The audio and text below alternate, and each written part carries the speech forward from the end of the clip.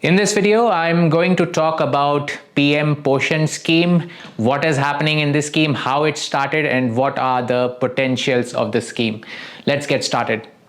So this scheme, which is now known as PM POSHAN, earlier in India, it started as the National Program for Nutritional Support to Primary Education, and this happened on 15th of August 1995. So this basically is a 30-year-old scheme when it comes to India, and it was meant for primary education. Now, primary education, making it clear that initially it was for certain grades like class 1 to 5, and then it was extended to till class 8. Now earlier this scheme was known as midday meal scheme, even though now it's known as PM POSHAN scheme, but still that name has stuck. For decades we have used this name, and even if you go to schools now, they use this name midday meal. So this, as I said, was earlier for lower primary. Now in NEP, we talk about elementary and we refer to class 1 to class 8. So now it is like combining these grades. Earlier it was lower primary class 1 to class 5 and upper primary class 6 to class 8. So this scheme, which was initially for lower primary, was extended to upper primary in the year 2008. Now this scheme is meant for government schools which are there, which are purely government, 100% owned and funded by government, and it's also for the aided schools. Aided schools are schools which are essentially private schools, but they receive some kind of aid from the government, and in Meghalaya the number is very high. So all these schools, aided schools, are also covered under this scheme of PM POSHAN. Now another feature of this scheme is that it provides for cook cum helpers. Every school, they provide, generally for lower primary, for elementary schools, it's 2 cooks and helpers, and they are paid an honorarium. They cook, they clean the kitchen, they help the teachers to distribute the meals. So these are cook cum helpers, and they are appointed by the school management committee themselves. Another provision under the scheme is of food grains. So for every school, depending on the enrollment, the FCI supplies these food grains. The fortified rice is supplied, for example, in Meghalaya, and this is coordinated by the Deputy Commissioners of Supply when it comes to the distribution in Meghalaya. So now, other than that, of course, grains are not enough. So you will need different kind of supplies like oil, salt, pepper, etc. So for that, material cost is given to the schools. Then the school management committees, they buy all these products, and then the cooks which are there, they cook these meals and distribute to the children. Another feature of the scheme is that the provision of kitchen sheds. Now kitchen sheds, if it is damaged, there is also a provision of their repair and maintenance. So every school which is getting this scheme will also need to have a kitchen shed which is provided under the scheme. So these are essentially the basic features and the very important features of this scheme. I hope it makes it clear now what this scheme is all about, which is now known as PM POSHAN. So now coming to the global origins, India, we talked about that how it started in 1995. But if you look at the international picture, in USA, it started long back in 1900s, in the early years of 1900s. That means almost 100 years before. So we can see the lag between the developed nations and developing nations like India. We are kind of behind when it comes to implementation of all these kind of schemes. Even in the United Kingdom, this kind of scheme, similar scheme, started in the year 1906. In Sweden, in Finland, in all other Scandinavian countries also, the similar model started around that period, and they have made their mark. Today, they are known as the best models when it comes to the meal programs across the world. Even France introduced national standards in nutrition. So this is, and that happened in the year 1945. So this also proves that they had the edge right from the beginning. Brazil started their national program in feeding in 1955. So this again proves that even developing nations like Brazil, now you will say that of course USA, United Kingdom, Sweden, Finland, these are all developed nations, so obviously they started before us. But Brazil, when we compare with India, it's also at the same wavelength, and it's also called a developing nation. It's also is a prismatic society. They also started the scheme way ahead of us. And in fact, talking about India, some of the states like Tamil Nadu and Kerala had been having similar programs since 1960. So that also shows that even before the government of India started this, similar schemes existed in our states as well. So this is basically the origin of this scheme at the international stage. Now, why do we need such a scheme? Now, the first thing is that it ensures nutrition. Nutrition is very important. If you look at the science behind it, 0 to 8 years of age children, if they don't eat properly, if they don't get all the nutrients, then the brain development is taken aback. And 85 to 90% of the brain development happens during this period. So if you're not having the right nutrition, it is going to impact the cognitive skills of the children. And this is very evident in various places, various states of India, and also in different parts of the world. So nutrition is very important, and it reduces malnutrition. Now, even in today's time, there are cases in several parts of India and in other states and other countries where malnutrition is still there. They are acute cases, they are moderate cases, they are severe cases, different categories are there. So with this scheme, it has been seen that there has been a great reduction in cases of malnutrition. Now, next point is that it improves the school enrollment. In fact, in India, when this scheme was started, one of the major objectives was that to increase the enrollment. Even at the elementary level, we had very less NER, which is the net enrollment ratio. The gross enrollment ratio was also less. So because of this scheme was thought of and expanded to the entire country. So when meals are given, it brings more children to the school, especially in the rural area. So it had a great impact on the enrollment, on the attendance, and in the retention. It's not about bringing the children to the school. It's also about retaining them throughout, at least till grade 8, which the scheme provides for. It also enhances learning. As I said before, the right nutrition develops the brain, develops the cognitive skills, and if that happens, learning is ensured. Concentration and academic performance are also improved. Now, the next point is that food security for low-income families. In rural areas where the incomes are less, where the family size is more, it's very difficult to provide the ample nutrition, ample amount of food to the children. Now, this scheme provides for that, at least one meal a day when they go to the school. So this helps in providing food security, and also it promotes the long-term growth in terms of long-term health and health benefits and human capital building. So these are the benefits of this scheme, and this is exactly why the scheme was launched, and we still need this scheme. Now, one of the very important component of this scheme is the school nutrition gardens, which have been established in different schools or in the process of being established. Now, what is this school nutrition garden? It's like a kitchen garden, but in your school. Now, it's a space in the school to grow vegetables and fruit. Why should we do that? So that students learn the importance of nutrition and of agriculture. These days, very less part of the population wants to do agriculture. People are moving away from agriculture. They feel it is something not to be done by the Gen Z or by the youth, right? But we are facing big problems in terms of food security because nobody wants to take up agriculture. So now this having a SNG sensitizes them about growing vegetables, about growing fruits, about growing other things. So this is very important. It teaches them about nutrition. It also ensures that they eat right, because whatever is yielded from these SNGs is given to the meals. It supplements the meals. So now in Meghalaya, for example, 2 years ago, this number was only 9%. Only 9% of the roughly 11,000 schools which were getting this scheme and meals, they were not having these SNGs. With certain efforts from the department and the government and various stakeholders, now this figure is at 99% today. It's almost reaching 100%. So it was done through various interventions like observing school nutrition garden days and having constant reviews and providing some solutions for the urban schools, which we will see later. So SNG is very important part of this scheme, and this should be ensured that every school which is serving meals under PM POSHAN program should have a school nutrition garden. Now, it could not have been done alone. So many departments also played a role. Horticulture department, agriculture department, and the Krishi Vigyan Kendras, which is there all across Meghalaya, they came together and they provided saplings, for example. They provided different materials, logistics to the schools. They adopted certain SNGs, they helped them improve.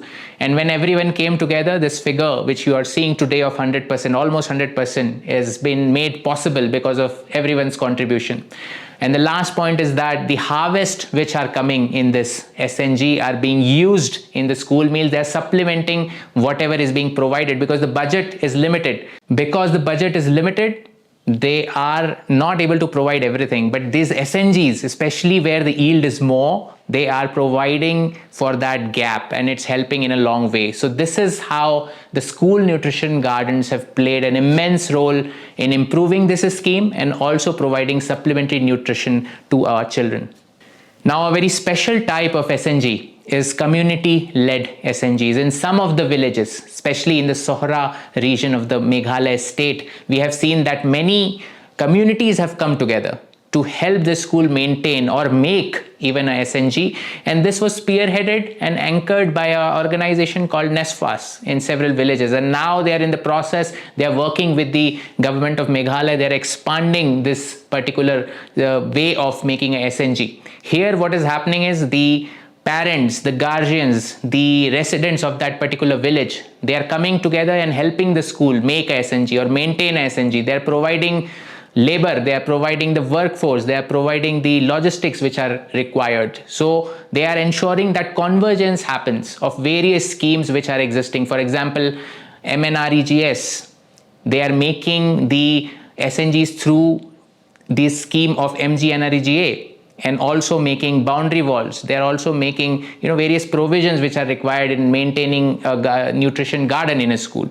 So this is enabling convergence of schemes. Parents and guardians are coming together and how they are contributing. So this is also in a way strengthening the bonds between the school management committee and the parents are there and the guardians which are there. So that is an enabler of a very wonderful environment for prospering of a school. And children, in fact, in some of these villages, what we have observed is that they are bringing the excess vegetables from home to the school so that they can be shared with other children who do not have such a big kitchen garden in their houses. So this model of community-led school nutrition gardens is even a better model, and we are in government of Meghalaya, it is being promoted and more villages are coming into the frame of this wonderful idea.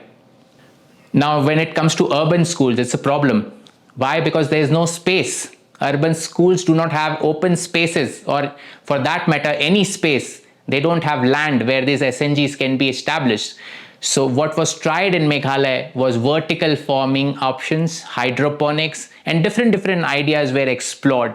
Pots with stands were given so that they can be kept in whatever space is available outside the classrooms, in the aisles, or even on the roof. And this has worked, and a special variety of vegetables which are easier to grow and which do not require that kind of attention, which do not require that kind of logistics, were purposefully given to these schools. Trainings were given for efficient space utilization when it comes to these urban schools. So what we have seen is that with this initiative and approach, even the urban schools which were left out, which could not start a SNG before, now they have started a SNG, and only with this initiative the government is being able to get 100% coverage in terms of SNG when it comes to the state. Now I have been talking a lot about SNGs. They are not cosmetic. It also yields. If you can see the images which are being shared, these are real images from the schools of Meghalaya, and many schools in fact are getting bigger and higher amount of yields in terms of vegetables, and they are using it in the meals. They're even sharing it with some of the Anganwadis. They're sharing it with other schools. So this is how this scheme is making a big impact in making and in improving, in fact, the nutritional components in the meals of our school-going children. A very special component of this scheme is also called Tithi Bhojan, or its community feast. The idea is whenever you have a special day, it may be a birthday, it may be an anniversary, it can be any special day in your life, in your family, you can celebrate it at a school by offering meals to students. Of course, under this scheme, meals are already provided, but as I said, resources are limited. So you can supplement that by providing additional vegetables. You can supplement that by providing additional fruits. In whatever capacity you can help the school, you can celebrate your special days. It's already being celebrated across the state, and thousands of Tithi Bhojans and community feasts have been organized in Meghalaya and across the country, in fact. And this has again supplemented the meals being provided under the scheme. It's also an effective tool for redistribution of assets and to ensure social equity.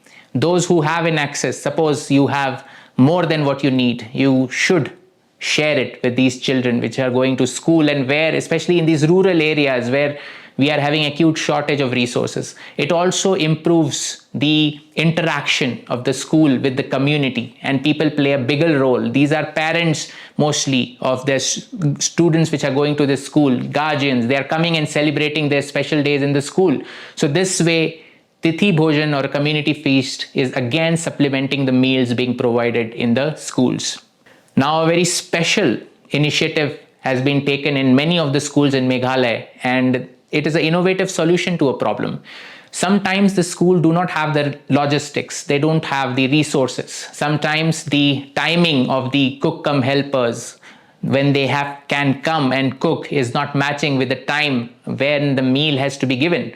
In such cases, this unique solution was structured and was used by many of the schools. Sometimes there's non-availability of cooks at a certain interval, and also there are water shortages, utensils are not there. So they came up with a system where they will cook the meal and they will distribute it, they will pack it in tiffins, and the children can then take their tiffins in an orderly manner and they can have it in the classrooms. One more problem which is there and which makes this innovation very important is that we don't have dining rooms in our schools. So that is why this Tiffin system, which has been used in many of the schools, and looking at them, other schools are replicating, is a very efficient distribution, and it maintains the hygiene also in terms of distribution. So this solution has really helped implementing this scheme in a better way, especially in the rural areas of Meghalaya. Now, as a part of this scheme, we also do health screenings. Health, again, is very important and it has to be screened. So every year, all the students who are getting these meals, they are also undergoing health screenings. This is being done in collaboration with the district administration and the health departments. These health officials, they go to the school or they organize a combined health screening for several schools, and they do it once a year for each and every student of Meghalaya. So this is what is helping us to ensure early detection of any issues of malnutrition cases, of other diseases relating to children. So also it combines it with the National Deworming Day. Every year, twice this day is observed and the deworming pills are given to these children. Then along with that, we also have the IFA tablet distribution, especially for the cases of anemia. And this is also monitored under this scheme. And in fact, this is the largest exercise which is being done in our schools to prevent any kind of diseases and to ensure better health care and timely support. Now, another very important feature which has been recently introduced is testing of these meals. When food is provided, especially to our children, we have to ensure that it is of highest safety standards and it is also having all the nutritional elements in it. To ensure that, special team has been recruited by the government of Meghalaya, Department of Education in the Directorate of PM POSHAN, and these special officials, they go to the school randomly. They select some samples and they take these samples to SFTL, which is the State Food Testing Laboratory in Shillong. And based on that test, certain suggestions or directions are given to the schools.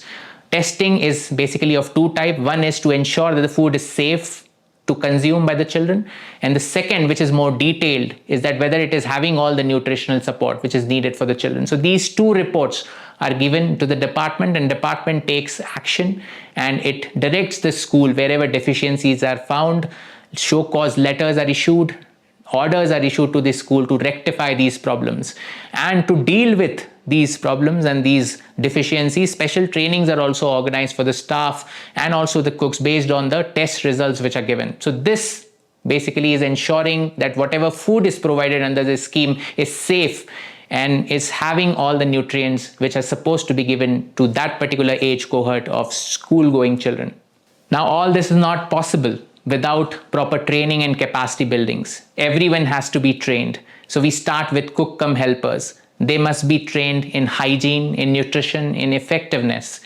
They must be also be trained on what kind of effective ways they can implement so that maximum enrichment can happen from the available resources in terms of meals. All the district officials, block level staff implementing this scheme were trained. The school teachers, the principals, the SMC members were also trained. The parents, guardians were sensitized on various components of the scheme. Unless everyone knows about the scheme, they cannot enforce it, or we cannot monitor the proper implementation of the scheme. We also took the departments. When it comes to the implementation, there are various departments. I said before that we have done convergence with horticulture, agriculture, with Krishi Vigyan Kendra. So it is important that these departments know about these schemes and to possibly discuss the various possibilities of the convergence. So that is why training and capacity building is very important. One time will not help. Constant refresher courses in training are also enabled, and every year everyone involved in this scheme is trained by the department. That is how Meghalaya has been able to ensure the effective implementation of this scheme. After training, what else is important? Monitoring and reporting. So for daily monitoring of all KPIs, we have ensured that all the staff is trained in that. And one problem came that teachers said there is too much of reporting. They spend too much of time in different platforms reporting different KPIs. So a common app was thought of and everything was being reported through this app. This is very important to see, to monitor, and to ensure that we do 100% coverage, to ensure that the SNGs become 100%, to ensure that every school observes Tithi Bhojan, to ensure that every child, when he or she goes to school, gets a meal on that particular day. It's real-time monitoring, and this has been made possible by this single app which has been devised, and this data also is validated by the field which go to the school randomly and verify. It's not just based on the app. Actual people go randomly to schools and verify that. That's very important. And also incentives are linked to the performances. Which blocks have 100% SNGs? Which block officials have made contributions? They were identified and rewarded in the PM POSHAN conclave which was conducted by Government of Meghalaya. So these all things are very important to ensure that whatever we intend is actually happening on the ground. Now, as I said before, most of the schools are not having a dining room or a model kitchen. So some schools, we were experimenting this idea of a model kitchen and a dining room. These are specially structured in a way to save the cost. These are open in terms of saving the electricity or using the maximum available resources which are there. They are made with a view of having a green building in the school and ensuring an effective implementation of the scheme. So some of the schools, this model kitchen and dining room has been provided, and this is in fact improving the performance of the scheme, and the children are seen that they are more comfortable in these kind of situations. Daylight savings can also be ensured, and this will ensure that it's hygienic. It's also will ensure that more children are participating in this scheme. So overall, going forward, if each and every school can have a model kitchen and a dining room, this will further ensure the effective implementation of the scheme, because currently, as you see, many schools, most of the schools rather, are not having this, and because of that they have to either sit outside or in their respective classrooms, which may not be hygienic. So we must come up with solutions to bring these model dining rooms and kitchen to all the schools to ensure this PM POSHAN scheme even performs in a better way. Let's talk of green kitchens. Now, of course, under the scheme, we have kitchen sheds, but how are they cooking? Most of the schools, 90% when it comes to the cases of Meghalaya, are using firewood. Only 10% are using LPG. In other states, these numbers may vary. In some states, most of the schools are using LPG. But in rural areas, especially when it comes to Meghalaya, 90% are using firewood. That creates smoke and that smoke also often enters the classrooms. So this is a concern because it's also a concern to the environment.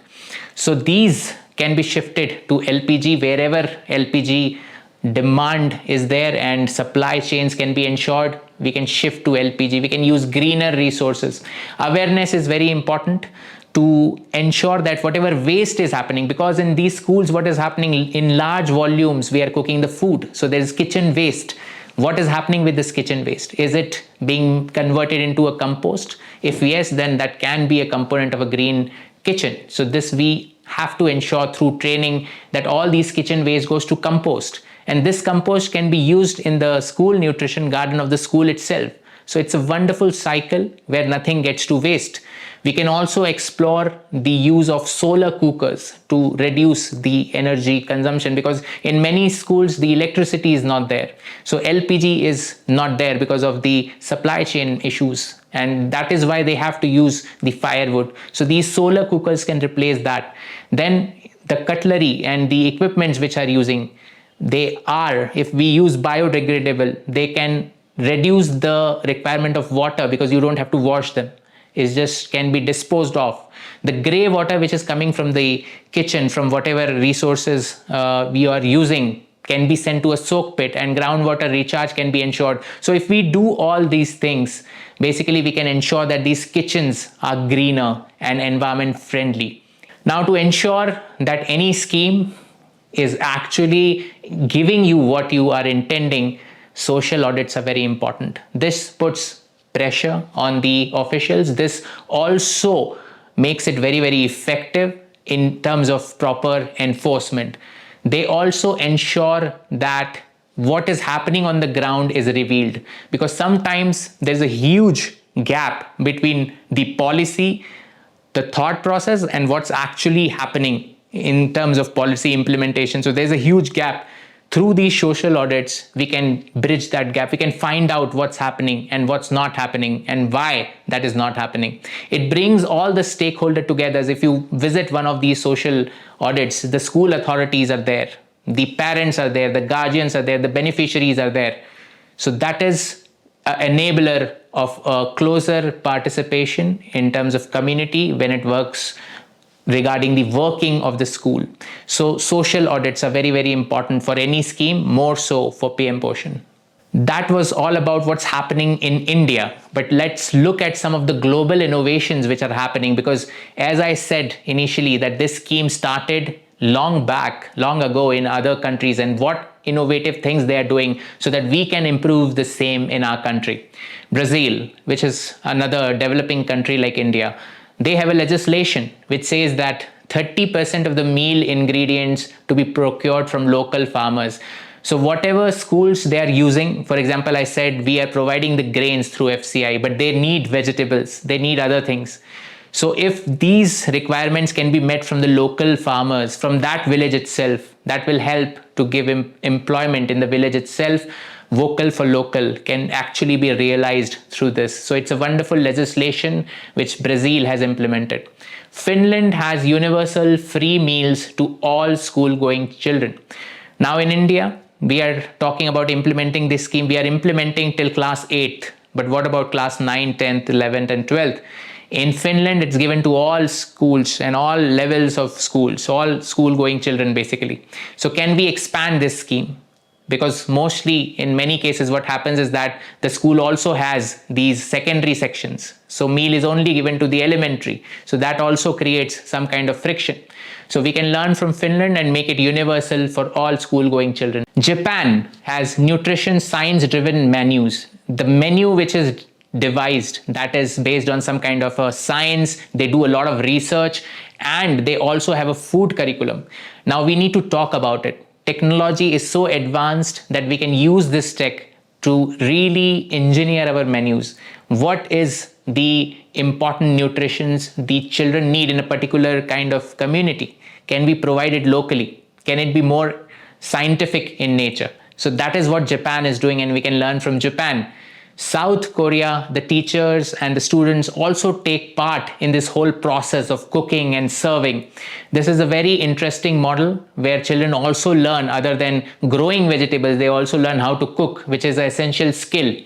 Today we talk about under NEP that we should teach them the skills which are needed for survival, for doing simple things in life. Our education, we teach very complex things and we miss out on very simple things. So this we can learn from this South Korea model. Singapore is doing centralized industrial level kitchens. In India, we have something called Akshay Patra, which is a similar model. Perhaps this is possible in urbanized areas, maybe not possible in rural areas because of the transportation costs, but something which we can ponder upon and learn from. Kenya is also working on something called regional traditional foods. In India, the variety is so much that with every kilometer things change. You know, the kind of crops which grow, the kind of plants which are growing, the vegetables which are growing, it changes. So our menu should also be accordingly different. It should be dependent on the region and the requirement of the nutrition in that particular region. So these are all the global innovations which are taking this whole process of giving meals in the school to another level. And I'm sure the PM POSHAN scheme or whatever we are implementing in different states, we can all learn and make our scheme in India much better. We can learn from all these countries and make it much better. So this was all about PM POSHAN, which is currently being implemented in India in all the states, in government and aided schools. Essentially, it provides meals and it is ensuring nutrition, it is ensuring attendance, and it is ensuring retention. We have talked about the current status, we have taken examples from Meghalaya, and we have talked about possible innovations and solutions. I hope you have liked this video, and for similar videos, please leave your comment. Thank you. Kuble Shabun, Mithila.